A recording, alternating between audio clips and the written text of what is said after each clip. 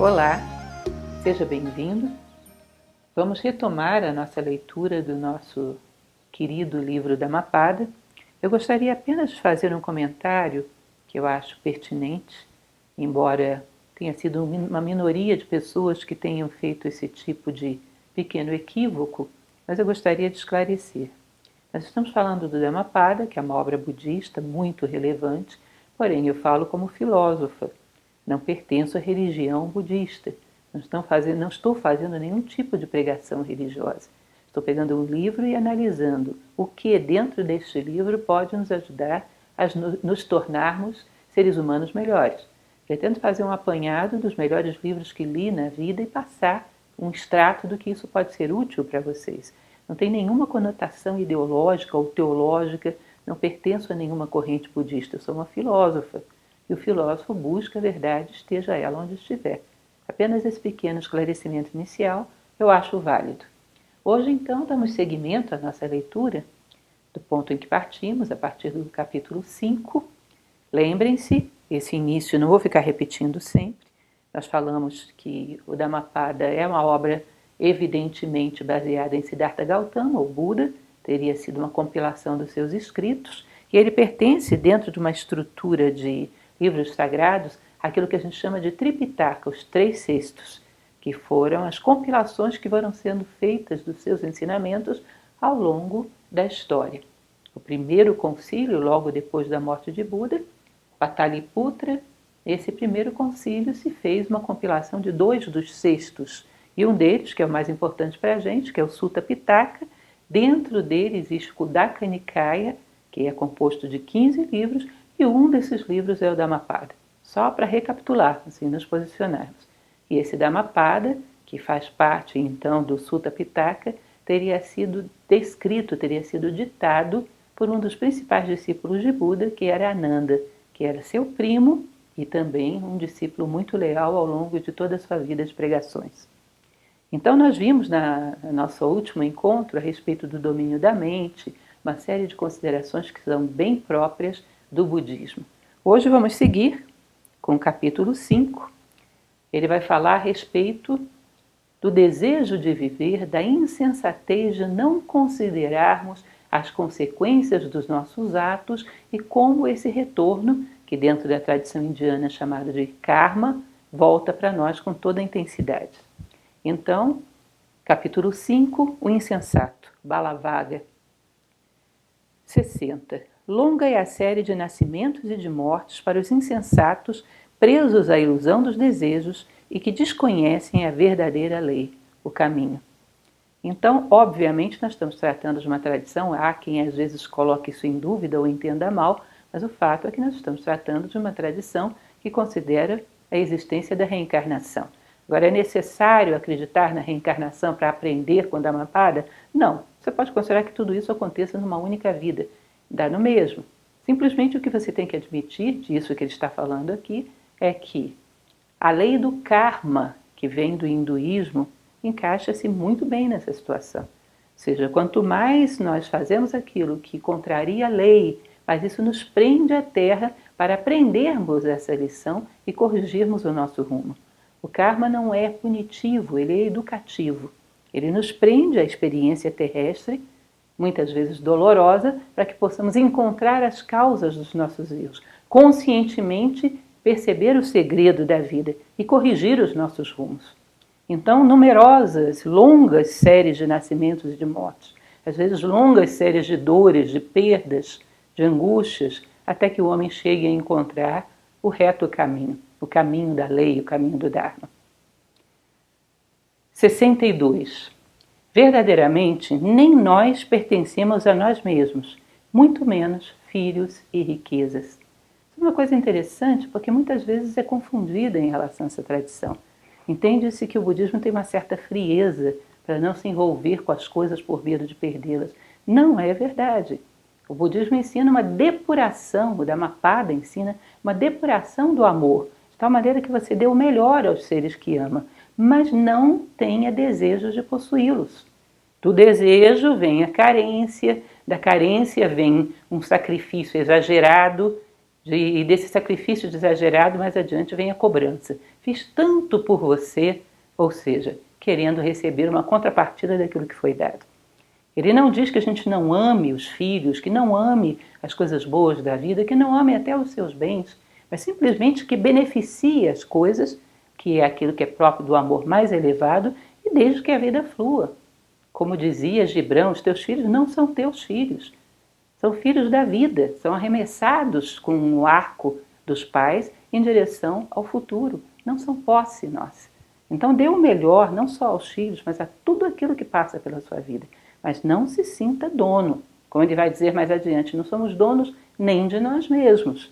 E o amor mais elevado é aquele que não deseja, não tem posses, não tem carências, não espera contrapartida, um amor de mão única, dá sem esperar nada em troca.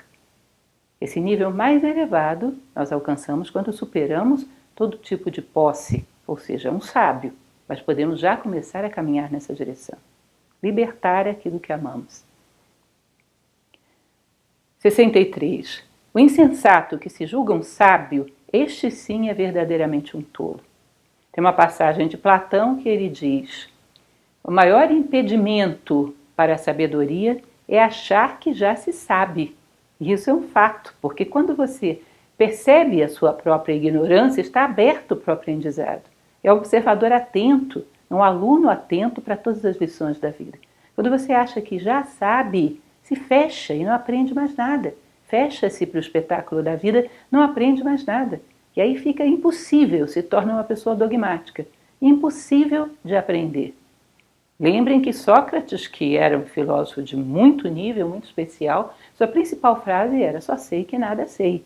Então esse é um elemento que tem que ser valorizado. Hoje é pejorativo dizer: olha, eu ignoro, eu sou um ignorante em relação a muitas coisas.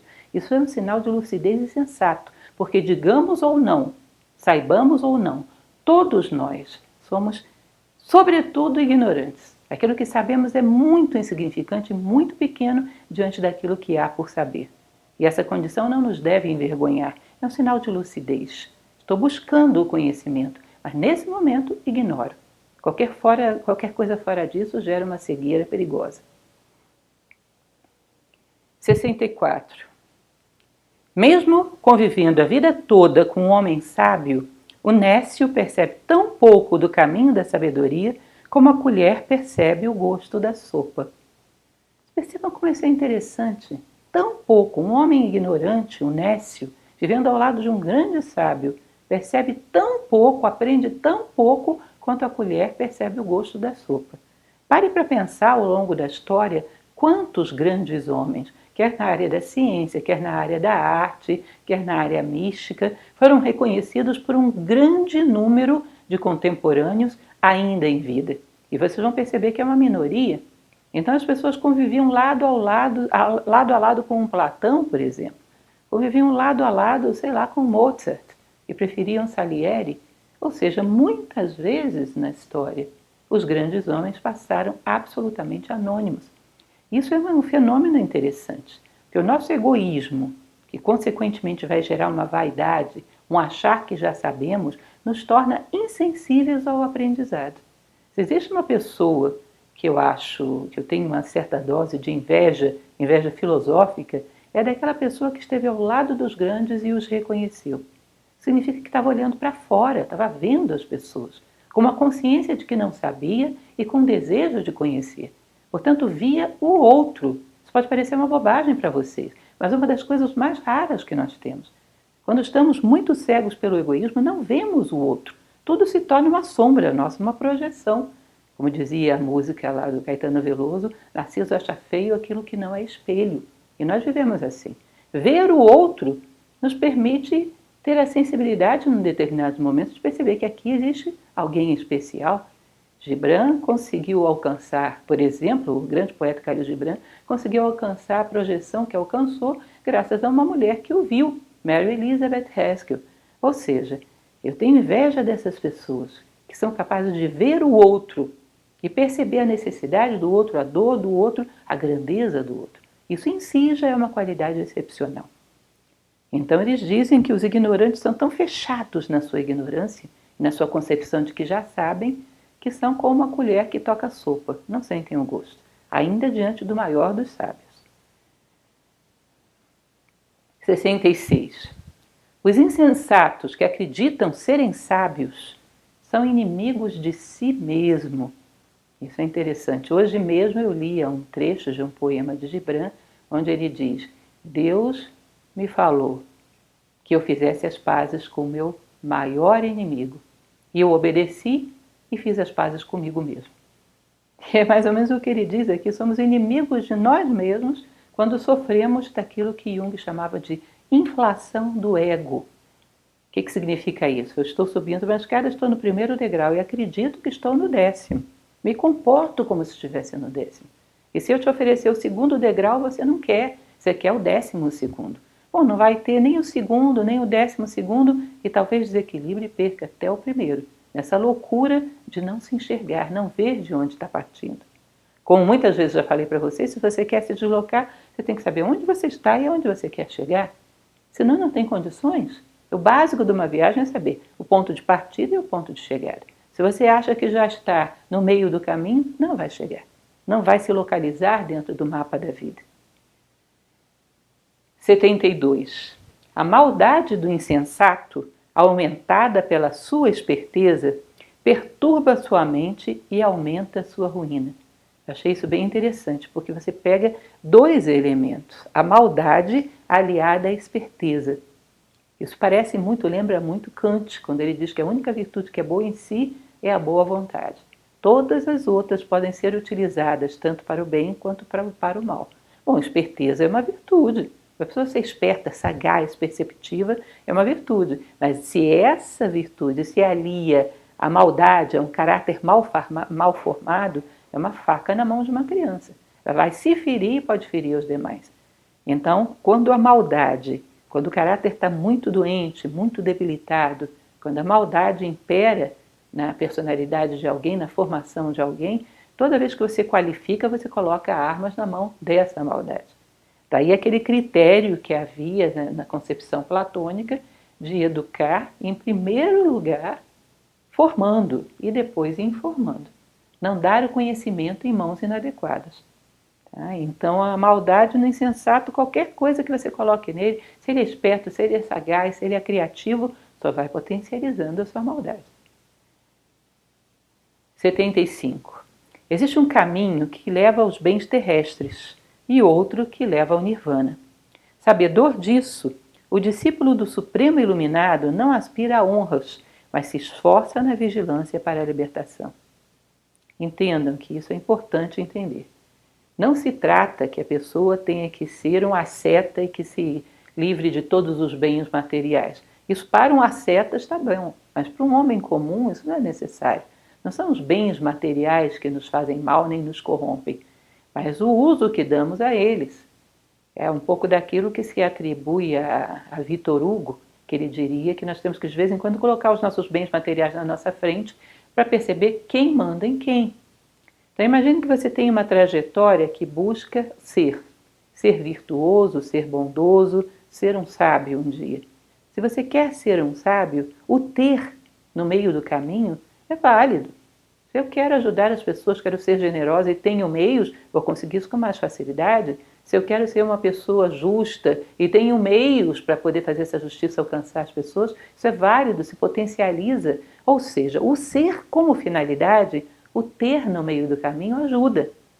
Agora, se você tem o ter como finalidade, qual é o sentido da minha vida? Ser o homem mais rico do mundo.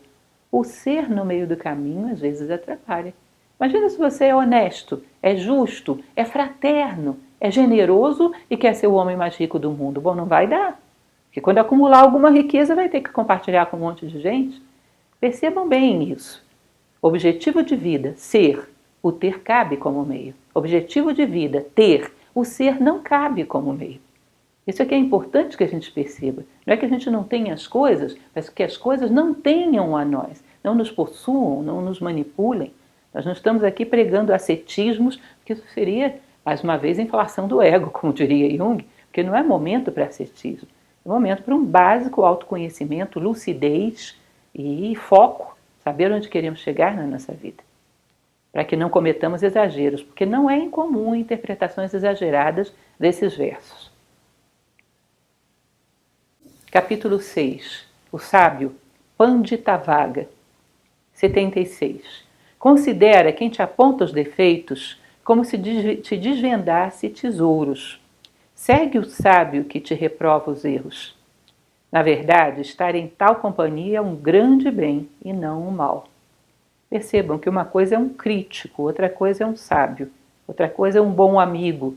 Você tem que ter a sensibilidade de perceber quem te aponta um erro, querendo te ajudar a sair dele, querendo te iluminar para que você não caia num abismo, e aquele meramente crítico, que te aponta um erro para poder rebaixar de alguma maneira o teu valor, querer acentuá-lo acima dos teus acertos.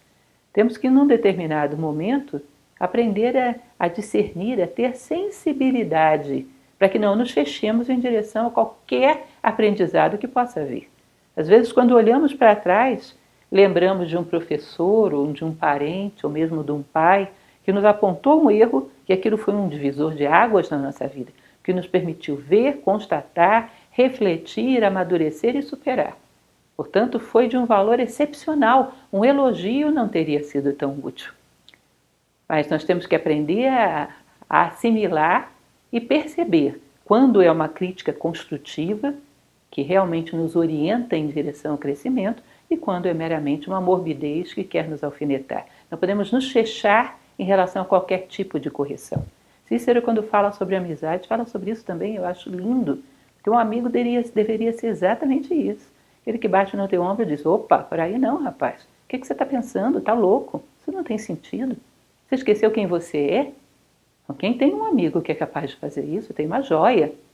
E hoje nós queremos aqueles que nos adulam, que nunca são amigos. E são os primeiros que correm quando você de fato cai no abismo. Então esse discernimento de não se negar à crítica, mas saber separar, como se diz no cristianismo, o joio do trigo. 78. Não tenha por amigos os que praticam o mal.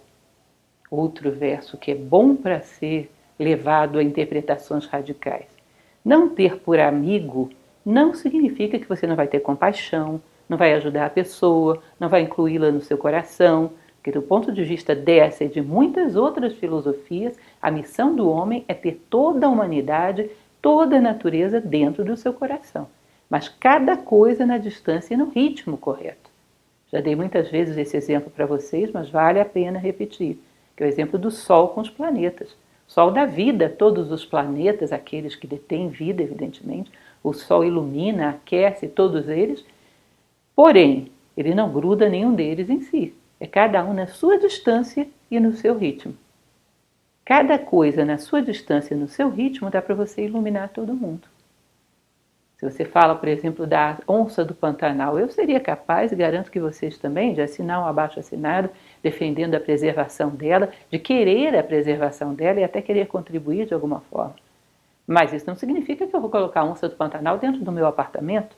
Isso seria insensato. Então nós temos que amar, mas saber manter as coisas, cada uma no seu lugar, cada uma no seu papel, que isso é um conceito de justiça platônico, inclusive. Então, para a minha intimidade, para aquela pessoa que me orienta quando eu estou caindo e que eu posso orientá-la e que compartilha dos meus sonhos, ou seja, um verdadeiro amigo, tem que ser algo muito bem selecionado. Agora, solidário, compassivo com todos, isso não pode excluir ninguém. É um mundo que temos que caber todos e caber harmoniosamente, mas cada coisa no seu lugar. Todas as células cabem no meu corpo, mas cada uma no seu lugar. Tá? Então, selecionar bem aqueles que chamamos de amigos, para que essa relação seja construtiva. Isso é uma coisa interessante, que também tem a ver com a lei do Dharma e do Karma indiana, que diz o seguinte, que existe um Dharma e um Karma coletivo. Há pessoas que se unem para ajudarem uma a outra a crescerem. E há um Karma coletivo. Há pessoas que se unem e uma prende a outra e ninguém cresce. Nós temos que saber em nome de que nós nos unimos aos outros. As nossas relações mais íntimas e mais profundas têm que ser de solidariedade para crescermos juntos. E isso chamamos de amizade filosófica. 81. O sábio se mantém imperturbável diante das censuras ou dos elogios. Também é uma coisa importante para entender. Não há mal que se censure ou se elogie alguém, evidentemente com o devido critério. Isso, inclusive, quando uma pessoa tem valor, a gente se sente até obrigado moralmente a fazê-lo. Agora, elogios exagerados ou críticas exageradas não são indicadas, nem para quem as profere, nem para quem as recebe. Entendam que todo o processo de evolução consiste em nós valorizarmos o nosso ser sobre essa embalagem material que habitamos no mundo. Se começamos a dar um valor excessivo a essa embalagem, num determinado momento, começamos a esquecer do ser. Nosso foco se volta para ela. Todo o processo de adquirir sabedoria consiste em mergulhar e encontrar a si próprio. Tudo aquilo que nos puxa para fora e nos prende aí está atrasando o nosso caminho. Então nós temos que entender, nós lembramos um pouco daquele musical do Fantasma da Ópera, onde havia ali o Eric, para quem conhece o musical, que puxava a consciência de Christine para entender o belo, para expressar o belo, e o palco com o Raul, que era o seu, digamos assim, maior fã, que puxa Christine para querer o reconhecimento no palco da vida, querer os aplausos, e no determinado rouba Christine de Raul, rouba Christine de Eric, que era a sua essência, seu eu mais profundo que se expressava através da sua voz. Esse espécie de mito moderno, que é o Fantasma da Ópera, mostra isso. Que tudo aquilo que nos puxa para valorizar excessivamente a personalidade ou para ficar excessivamente preocupado com as falhas e defeitos da personalidade, sem dar a isso um toque educativo, pode nos prender na matéria. E temos que ter cuidado com isso, não ter tanta sensibilidade a críticas e a elogios. Não somos nós quando brilhamos. O que brilha é a voz de Eric através da nossa garganta. Não somos nós que somos dignos de tantos aplausos. Através de mim, algo muito superior brilha. Eu sou um anotador de recado, como diz Steven Pressfield. Eu anoto os ditados do céu. Somos mais ou menos isso, quando fazemos coisas boas. 83. Em qualquer circunstância, o sábio não emprega palavras fúteis, nem se deixa levar pelo desejo. A dor e a alegria não o alteram. Isso vocês vão ver que é muito parecido com o que no Ocidente se desenvolveu na escola estoica, não deixar que as circunstâncias te arrastem, ter uma determinação interna. E é importante que a gente perceba que não significa, mais uma vez, que eu não possa saborear as alegrias, nem sofrer com a dor. Significa que nenhuma nem outra deve me tirar do caminho.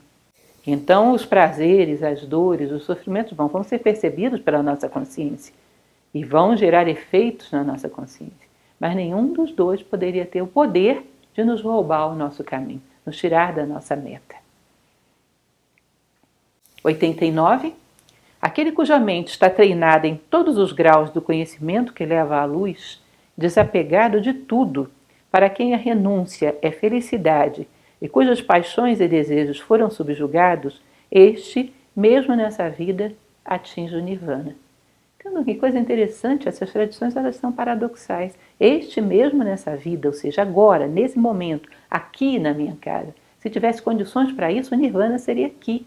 Nirvana não é um lugar nem é um tempo, é um estado de consciência, que acontece quando o homem está no mundo, mas não é do mundo. Ele flutua sobre o mundo, beneficiando da melhor maneira possível, mas não acredita tanto nas circunstâncias materiais, não se sente dono de nada, não está apegado a nada, mas ao mesmo tempo dá o melhor que pode dar ao mundo. Isso é interessante, né? Observem que quem se sente dono de um objeto não o trata tão bem quanto alguém que é desapegado e não se sente dono de nada. Quem é desapegado dá o seu melhor. Quem se sente dono só cuida das coisas enquanto elas lhe servem. Então, o homem desapegado é o mais amoroso dos homens. Ele vai dizer, esse homem que sua mente está treinada para buscar o conhecimento, buscar a luz, cada vez que surge essa oportunidade, ou seja, está sempre em busca da luz, em busca do bem, que está desapegado de tudo, que quanto mais tem oportunidade de doar, mais feliz fica. Esse é um homem que, nesse estado de espírito, atinge o nirvana, aqui e agora. Não precisa buscar outros mundos anunciados. É aqui e agora o nirvana. Ele não está ligado, nem está preso, nem a tempo, nem a espaço. Ele é um local da consciência, que pode ser atingido a qualquer momento. Bom, capítulo 7. O Arahant, que atingiu a perfeição espiritual. Arahanta Vaga. No verso 90 se diz: não há mais sofrimento para quem percorreu o caminho e alcançou a liberdade infinita. Este libertou-se de todos os grilhões, extinguiu a febre ardente de viver. Ou seja, perceba que interessante, porque isso é o estado mais puro de liberdade que a gente possa conceber. Ele já não depende de nada, libertou-se de todos os grilhões que o prendiam à matéria, não deseja reconhecimento, não deseja posse, não tem ciúmes, não está preso a nada de material. Tudo que ele necessita para alimentá-lo vem de cima, vem de dentro. Ele flutua sobre o mundo, não pesa sobre o mundo. Esse é um homem livre. Isso é interessante, porque hoje o uso da liberdade que a gente faz, da palavra liberdade, muitas vezes tem a ver com libertar-se de compromissos, libertar-se de qualquer coisa que nos prive dos instintos, das paixões. Ou seja, libertar-se do que nos eleva, para se entregar aos grilhões. É prender-se ao eu animal, às paixões que te escravizam ao mundo, que te fazem desejar mil coisas e ficar preso a ela. Por isso eu digo para tomarem muito cuidado. A filosofia é como que uma alfabetização nova. Cuidado quando as pessoas dizem que amam a liberdade. Olha de que ela está querendo se libertar. Se ela está querendo se libertar de um compromisso que poderia elevar a sua consciência, está querendo se libertar de uma responsabilidade que poderia desenvolver a sua determinação, a sua vontade, a sua inteligência, ela não ama a liberdade, ela ama a escravidão. Ela quer se libertar de qualquer corda que pudesse resgatá-lo desse fundo de poço, que isso não é liberdade. Então a gente vai aos poucos aprendendo a entender melhor a palavra liberdade. 94. Os próprios devas, deuses, admiram aqueles cujos sentidos foram sabiamente domados, como um corcel por seu cavaleiro, e que se libertou de todo orgulho e das paixões. Então, às vezes a gente vê em filmes, porque eu não sou dessa área, não entendo muito, mas as pessoas que montam cavalos, que participam de corridas, que veem aquele corcel bravio, impetuoso, ele pode ser muito bom para uma corrida, mas ele tem que se deixar dominar pelo cavaleiro, porque senão não serve. Por muito que ele seja bravio, ágil, se ele não obedece ao comando do cavaleiro, não serve para participar de uma corrida, uma competição esportiva, por exemplo. Mais ou menos isso é na vida. Não participamos de uma competição nem de uma corrida, mas temos uma meta, temos que chegar a algum lugar. Estamos aqui para nos realizarmos como seres humanos, chegarmos à plenitude da condição humana e beneficiarmos o máximo de pessoas possível com isso. Dar exemplo para quem segue atrás. Essa é a nossa meta, valores, virtudes e sabedoria. Para chegarmos lá, precisamos de um cavalo que obedeça ao nosso comando. Então, quando nós concebemos, às vezes, liberdade, quando falávamos ainda há pouco, é deixar o cavalo selvagem. Quanto a verdadeira liberdade é domar o cavalo. Paixões, bom, elas são saborosas, mas que não me arrastem para fora da minha identidade, dos meus princípios e dos meus valores. É como um bom chocolate, eu gosto, mas não vou trocar meu sentido de vida por uma barra de chocolate, nem por uma fábrica deles. Ou seja, que isso esteja subordinado, não eliminado, mas subordinado à vontade da nossa consciência mais elevada. 97. Entre todos, o mais excelente dos homens é o que não tem fé cega, conhece o não criado, nirvana, renunciou a todo desejo e rompeu os grilhões do mundo, destruindo os elementos dos novos nascimentos. Lembrem daquilo que a gente falou na primeira palestra, no início, que a concepção do budismo não é melhorar as condições do caminhante no futuro, é libertá-lo desse caminho material, fazê-lo não necessitar mais estar no mundo. E para isso entender o jogo de forças do mundo e não desejar mais participar desse jogo. Querer entrar num estado de harmonia com o todo, servir ao todo e não participar mais dessa corrida permanente por beneficiar apenas a parte. Montinho assim de matéria orgânica que chamamos de pequeno eu. Então, superar essa grande corrida vai exigir dos homens algumas condições. Em primeiro lugar, se você quer se fundir à unidade, tem que acreditar que a unidade existe e é possível e praticá-la neste momento da melhor maneira que você pode. Qualquer tipo de fé cega fragmenta o mundo. A fé cega, em primeiro lugar, de alguma maneira pega algo no meio do caminho e tem uma idolatria exagerada. E essa idolatria faz com que, ao invés de evoluirmos em direção aos seres, queiramos que eles nos repoquem, nos puxem para cima. Isso não é positivo. Falei para vocês de São Francisco de Assis. Se eu tenho a estátua de São Francisco de Assis e me inspiro nele para ser melhor, bom.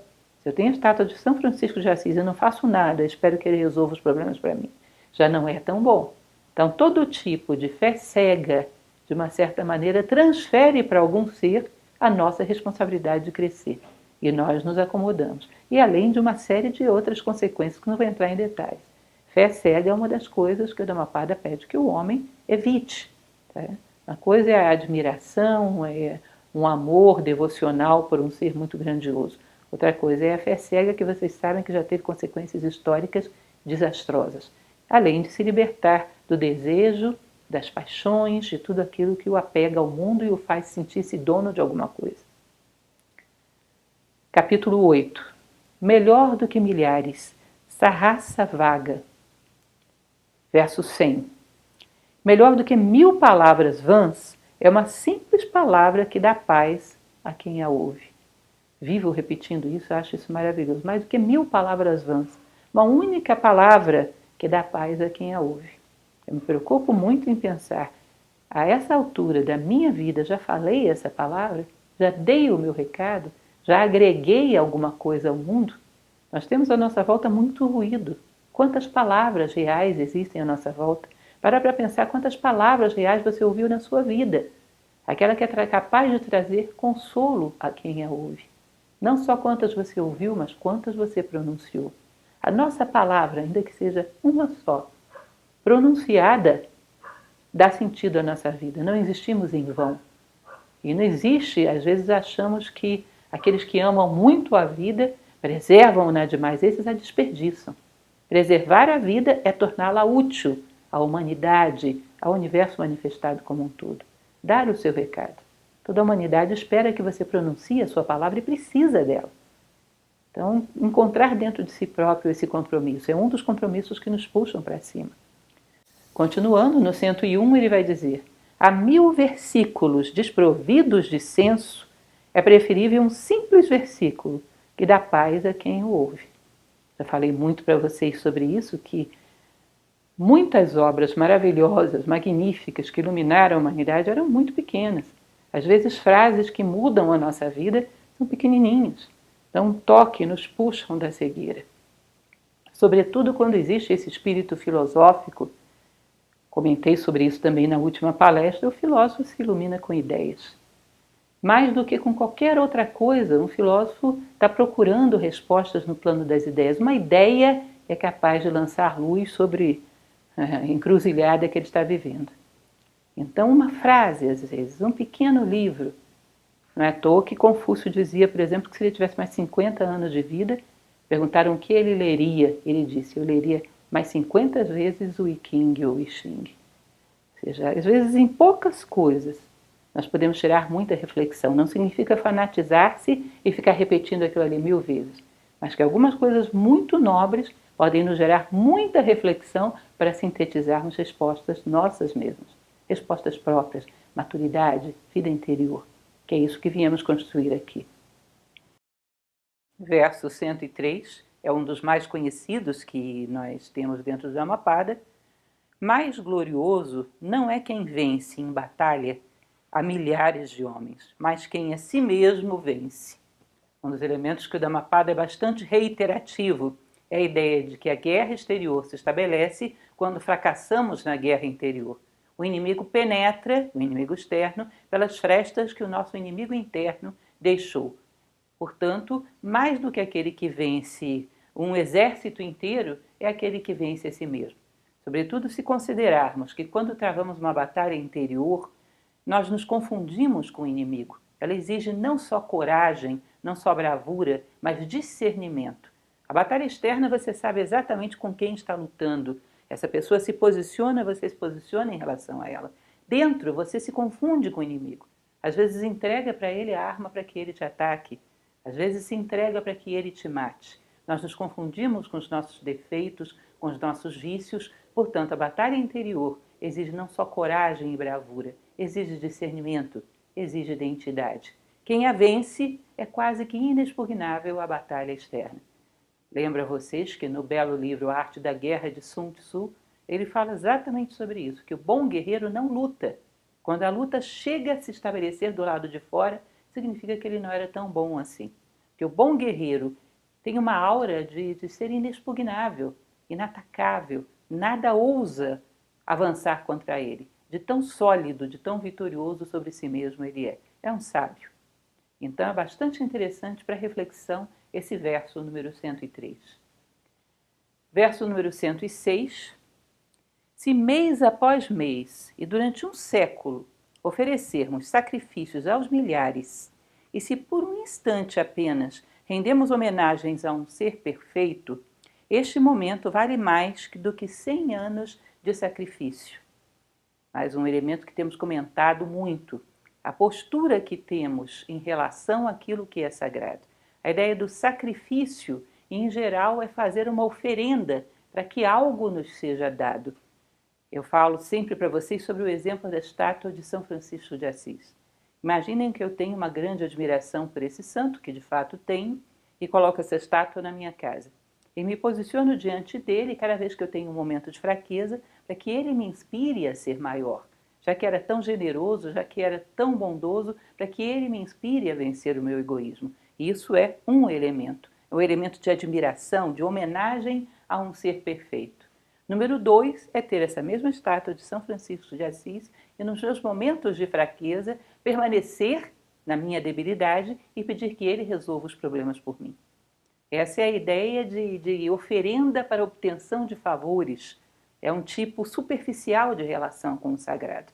Ele diz que um momento de verdadeira admiração diante de um ser perfeito ou mais perfeito do que nós, no caso do São Francisco, vale muito mais do que uma vida inteira de um sacrifício voltado para a solução de problemas pessoais, de dramas pessoais, voltado para interesses da nossa própria personalidade. Quando reconhecemos a grandeza de um ser, estamos fora das limitações da nossa personalidade tão pequena. Sonhamos em ser tão grande quanto eles.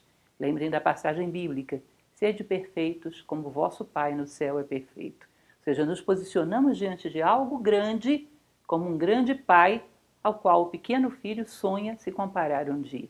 Então, um momento desse tipo tem uma aura de sagrado, maior do que uma vida inteira de oferendas pretendendo obter favores. Percebam que isso é algo muito forte, hoje ainda. Dito há 2.600 anos, é algo muito contundente. Ou seja, já nas suas origens, o budismo fala de uma série de decadências possíveis na relação do homem com Deus. Decadências essas que no nosso momento histórico permanecem talvez até mais intensas. Dá uma boa reflexão. Verso 110 vai falar: mais vale um só dia vivido na virtude e na meditação que 100 anos entregue às paixões. No fundo, nós sabemos que temos uma particularidade muito grande. Somos seres conscientes, autoconscientes, temos a consciência reflexiva, sabemos que vamos morrer um dia, sabemos da finitude da vida, sabemos da ilusão das coisas que vivemos e ainda assim ignoramos essa realidade indiscutível e incontestável para vivermos em função de fantasias, vivermos em função de coisas que sabemos que necessariamente iremos perder. Um dia de lucidez em relação àquilo que realmente é sagrado, verdadeiro, aquilo que realmente nos pertence, a nossa essência, os nossos valores, vale mais do que uma vida inteira de ilusões. Então percebam, reitero algo que já falamos no momento atrás. Vamos refletir sobre o tempo. O que é muito tempo? O que é viver muito? É viver uma vida de 100 anos, totalmente voltado para os nossos egoísmos e os interesses egoístas da nossa personalidade. Ou um dia de lucidez.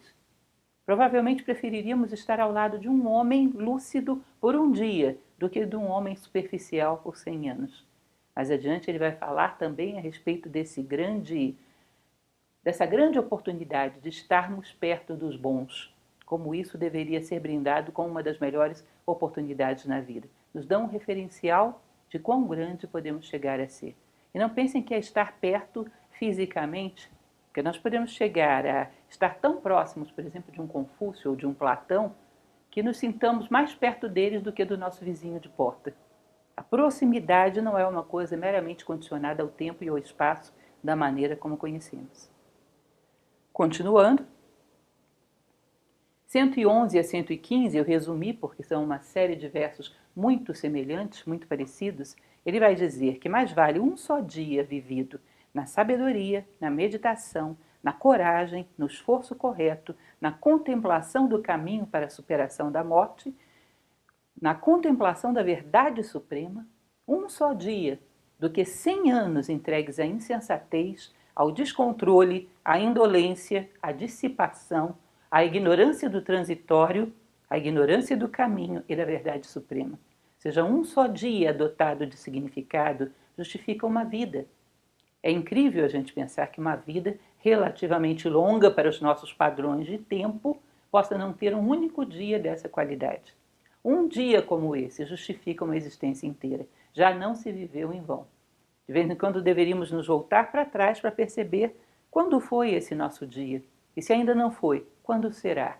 E se os nossos esforços têm sido direcionados para construir essa obra-prima da existência humana, que é o nosso dia perfeito. O dia que vai valer a nossa presença na vida. O dia que vai nos justificar como seres humanos. Pelas vossas obras vos reconhecerei. Que dia vai ser esse que as pessoas vão olhar e vão dizer: aqui passou um ser humano? Já construímos esse dia? Ou ainda está por vir? Estamos caminhando para ele? Então dá também uma excelente reflexão forte. Esse livro, cada verso, obriga que a gente repense toda a nossa vida. Esse é um dos livros que nos vira pelo avesso e é necessário. Temos que ver o que existe dentro de nós em todos os seus detalhes. É um momento de coragem, de confrontação consigo mesmo. Continuando, no capítulo 9, nós vamos falar sobre o mal, Papavaga. 116. Apressa-te para o bem, deixa para trás os maus pensamentos. Fazer o bem com lerdeza é comprazer-se no mal. Ou seja, nós temos que estar atentos não só às nossas omissões por não querermos fazer, mas às nossas omissões por perdermos o compasso natural da vida. Existe um conceito dentro da lei do karma indiano que fala sobre o karma futuro. Imagine que você siga na velocidade que te é própria em direção ao futuro, sem pressa e sem pausa, mas caminhando sempre na direção da construção de si próprio. Num determinado momento no futuro você vai cruzar com uma pessoa que necessita de você. Uma pessoa para quem você é a última chance. Se perde o tempo no meio do caminho, não vai estar presente para esse compromisso. E talvez essa última oportunidade tenha sido perdida para essa pessoa e o passo seguinte seja um abismo. Entendam, o futuro nos chama. Nós temos um compromisso marcado com o futuro. E perder o passo por qualquer bobagem no meio do caminho, por concessões a bobagens, a pequenas ninharias da nossa personalidade, o futuro nos cobra por isso. Porque teríamos que estar a tempo e a hora para um encontro com aqueles que necessitam de nós. E não estaremos lá. E não sabemos o que vai acontecer com aqueles que necessitariam de nós. Então, cuidado, porque fazer o bem com lerdeza é, de uma certa maneira, ser cúmplice do mal. Ou seja, erra-se não só por ação, mas também por omissão, por inércia, por indolência. Continuando no 117, se alguém cometer algum mal, que não reincida nem se rejubile. De más consequências é acumular o mal. Percebam que esse detalhe aí é bem interessante, não se rejubile. Existe algo interessante nisso. Platão falava sobre a diferença entre o pudor e a vergonha.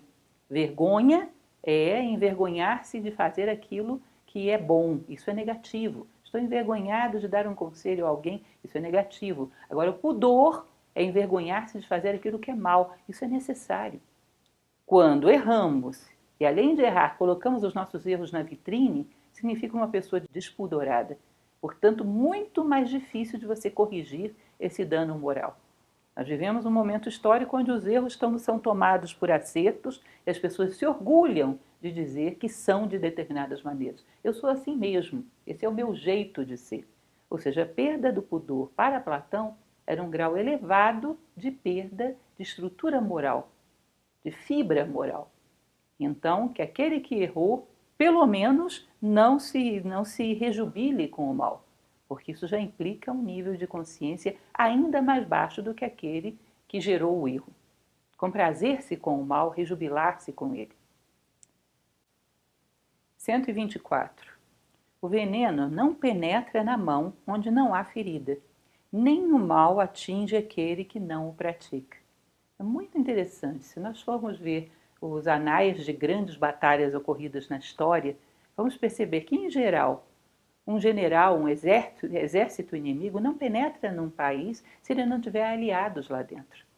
Antigas tradições falam que a brecha dos nossos defeitos abre porta para que os inimigos externos penetrem. Isso vem desde a tradição peruana, inca, onde se dizia que era-se capaz de curar tudo aquilo que viesse de fora, mas aquilo que vinha de fora e tinha cúmplices internos não se poderia curar. Dentro da tradição samurai, se dizia que a fresta da inconsciência é onde corta o fio da espada. Ou seja, a espada não penetra, senão naquele ponto que a minha consciência deixou a porta aberta. Então, quando somos atacados, somos atingidos, deveríamos imaginar que talvez o elemento externo tenha sido oportunista e penetrado por um ponto que a nossa derrota interna deixou exposto. E talvez esse inimigo externo seja útil nesse sentido. Um samurai agradecia a espada que lhe mostrou onde ele estava inconsciente. A brecha da inconsciência é onde corta o fio da espada. Bom, então o fio da espada foi um poderoso conselheiro e me mostrou onde eu estou com frestas. Então é importante que pensemos, porque isso tira de nós o hábito de transferir as responsabilidades para terceiros. Eu sou responsável por aquilo que me ocorre. Nós teríamos que entrar aqui na doutrina estoica, a filosofia estoica, que fala muito claramente sobre isso. Nada acontece ao homem que não seja próprio do homem, e transferir as suas responsabilidades é apenas uma forma de retardar o próprio crescimento.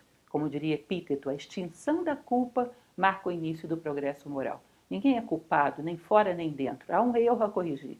Então vamos corrigir e vamos continuar avançando. Percebam que são tradições que se entrelaçam, vindo de todos os lugares. 127. Nem no ar, nem nas profundezas do oceano, nem nas cavernas das montanhas, em nenhum lugar do mundo podemos nos abrigar do resultado do mal praticado. Ou seja, voltando à história da lei do karma, que é ação e reação, uma vez a ação cometida, não existe lugar onde você se esconda da reação. A reação é inevitável, é uma lei do universo. Newton enumerava isso nas suas leis, é a mesma lei, só que aplicada ao plano mais sutil, ao plano das ações, ao plano psicológico, ao plano mental. Ou seja, aquilo que se projetou retorna para nós. E não há onde você possa se esconder do retorno dos seus atos. Portanto, é bom refletir a respeito quando os comete, ou quando eles retornam, refletir a respeito de onde foi que eu arremessei essa pedra que agora cai sobre a minha cabeça. Por que arremessei? Que o retorno dos nossos atos nos ensine a gerar novas causas com um nível de consciência e de responsabilidade cada vez maior. Não há como soltar uma pedra e encontrar um refúgio que te proteja do retorno dela. Isso quebraria as leis da natureza. Helena Blavatsky, que era uma grande filósofa, ela dizia, bom, para quem acredita em Deus, e para alguma tradição politeísta, ou mesmo para aqueles que são monoteístas e acreditam em Deus, um único Deus, ela dizia o seguinte, não peça a Deus ou aos deuses que te isentem das consequências das ações que você já cometeu, porque eles são deuses por obedecer à lei e não por transgredi-la. Também eles estão sujeitos à lei. E não seria digno que pedíssemos que eles transgredissem uma lei por nós. Também eles estão submetidos a ela. Para quem não conhece o Ramayana, que é um grande clássico indiano, nada mais é do que a história de um ser divino que gera karma e é obrigado a pagá-lo. Toda a história se resume a isso. Bom, continuando, capítulo 10, Castigo ou vida terrena, Danda vaga, verso 131. Aquele que, em busca da própria felicidade, faz sofrer a outros que também a desejam, não a encontrará nesta vida nem em outra qualquer. Isso eu posso considerar, e muitas vezes uso isso em palestras de ética, quase que como um axioma ético. Nunca a tua felicidade deve depender do sofrimento alheio. Nunca a tua alegria deve depender da dor alheia. Se nós levássemos isso a sério, muitos problemas graves que temos na sociedade atual seriam resolvidos, como, por exemplo, a nossa noção de vitória. E, em geral, hoje, a nossa vitória depende do fracasso de muitos. É estar no alto de um pódio sustentado por vários derrotados. Necessitamos que alguém sofra para que nós nos alegremos. Isso é imoral como base. E esse princípio moral bem seguido nos levaria à fraternidade. Reflitam sobre isso. Nunca o nosso prazer deve depender da dor alheia. Nossa felicidade da humilhação, do sofrimento de qualquer ser. Deveríamos refletir e cada vez mais implantar, porque esse é um princípio moral que nos conduz por um caminho curto até a fraternidade. 133. Nunca uses palavras pesadas. Cedo ou tarde, a réplica vem e traz o sofrimento de volta, como quem arremessa poeira contra o vento. O professor Jorge Ângelo Braga, que é o fundador de Nova Acrópole, ele falava uma coisa muito interessante, que é o princípio da diplomacia, que é introduzir a sua vontade no mundo com o mínimo dano. Ou seja, dizer o que é justo que se diga, mas preocupando-se em não gerar dano, preocupando-se em dizê-lo da maneira mais suave possível, fazendo aquilo que deve ser feito, mas preocupando-se em não ferir. Nós cotidianamente percebemos que às vezes uma mesma frase, façam esse exercício, já fiz isso dentro de aula de oratória, por exemplo, uma mesma frase dita por pessoas diferentes, essa não ofende e essa ofende. Porque por trás tem toda uma carga emocional, tem todo digamos assim, uma falta de cuidado, de atenção aos sentimentos alheios, ainda que seja palavra por palavra, num tom de voz que você se preocupa em fazer parecer mais ou menos equivalente. Mas o que está por trás, fere nesse caso, não fere naquele. Então nós deveríamos tentar introduzir a nossa vontade no mundo com o mínimo dano. Isso é diplomacia, uma virtude que hoje é tão pouco entendida e confundida com hipocrisia. Pisar no mundo como quem pisa num papel de seda. Nosso professor Michel Echenique, que trouxe Nova Acrópole para o Brasil, e falava sobre isso, que os grandes sábios andavam sobre uma folha de papel de seda, sem deixar nenhuma marca, mas não deixavam de caminhar pelo mundo. Não se detinham, mas pisavam sem deixar nenhuma marca. Isso é um velho conto oriental das tradições de artes marciais. 136. Praticando o mal por ignorância, um insensato esquece que acende o fogo que o queimará um dia. Aí caberia toda uma discussão. Bom, praticar o mal por ignorância, tem pessoas que não praticam por ignorância, praticam intencionalmente. Tá certo, nós analisamos isso até do ponto de vista jurídico, isso é dolo e culpa. Mas no fundo, se olharmos de um degrau mais elevado, perceberemos que ambos os casos são ignorância. Achar que o mal do outro pode te trazer algum benefício é uma ignorância maior e de maiores consequências do que aquele que simplesmente erra por displicência, por imperícia, por imprudência. Então, ambos os casos são ignorância. Uma ignorância mais arraigada no caso daquele que tem a intenção. Uma ignorância que ignora as leis fundamentais da vida. Então, olhando de um ângulo mais alto, é uma ignorância até mais ferrenha e difícil de combater. No fundo, todos os erros são filhos da ignorância, que é o maior dos males. 141. O costume de andar nu, os cabelos trançados à maneira dos ascetas, os jejuns, o dormir no chão ao relento, o cobrir-se com cinzas ou poeira, o sentar-se imóvel nos calcanhares em penitência e prosternações. Nada disso purifica o mortal que não se purificou do desejo e da dúvida. Vejam, mais uma vez eu chamo a atenção de vocês sobre como isso é ousado e atual. Ele vai falar de uma série de ostentações de devoção, de reverência ao sagrado, que não tem nenhum reflexo interno e que não contam nenhum ponto em direção à evolução humana, não contam nenhum ponto em direção ao ideal. Lembrem daquilo que eu falava para vocês, fazendo um paralelo com a mitologia grega, que nós temos o tempo de Cronos e o tempo de Zeus. E antes disso, o Caos e Uranus. E nós, quando perguntamos onde estamos hoje em dia, as pessoas dizem, estamos no tempo de Cronos. Nós não estamos no tempo de Cronos.